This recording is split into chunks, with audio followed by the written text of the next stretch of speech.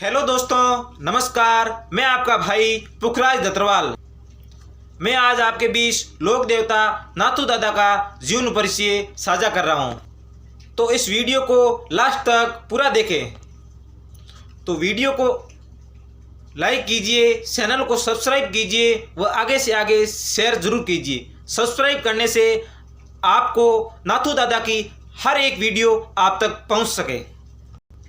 तो भाइयों, नाथू दादा जाट समाज के दत्तरवाल जाति में जन्म लिया था। नाथू दादा का जन्म 1444 ईस्वी आसोज की 9वीं के दिन खियाणा गांव के सुरू जिले में हुआ था। नाथू दादा के पिता का नाम मालूराम जी था व माता का नाम राजल था। वह दादाजी का नाम मांगीलाल जी था। मांगीलाल जी के पिताजी का नाम धारूराम जी था। तो भाइयों, नाथू दादा का मेला आसोज में भरा जाता है। नाथू दादा माँ जगदम्बा के भगत थे।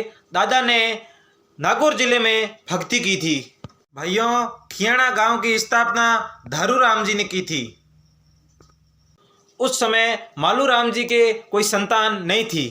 तो उस समय नाथू दादा के दादाजी मांगीलाल जी ने पाकिस्तान के अंदर एक देवी हिंगलाज माँ, जिनका मुख्य धाम है बलूचिस्तान।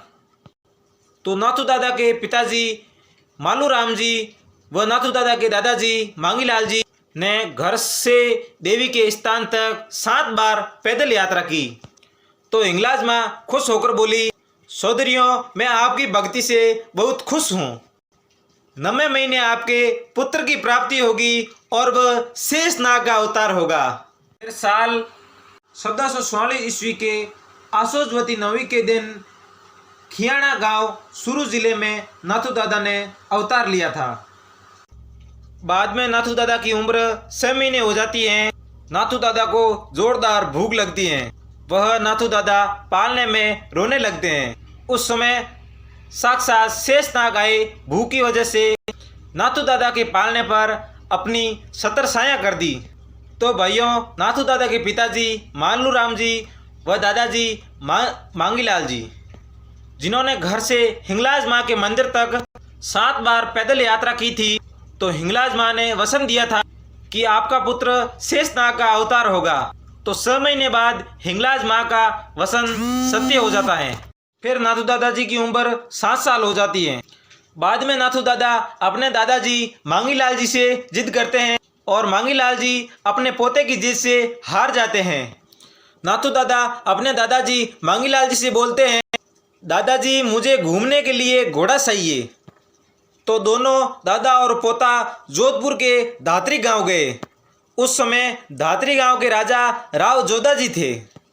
राजा जी से बोला, राजा जी, मेरे पोते ने जिद कर ली है और मुझे घोड़ा चाहिए।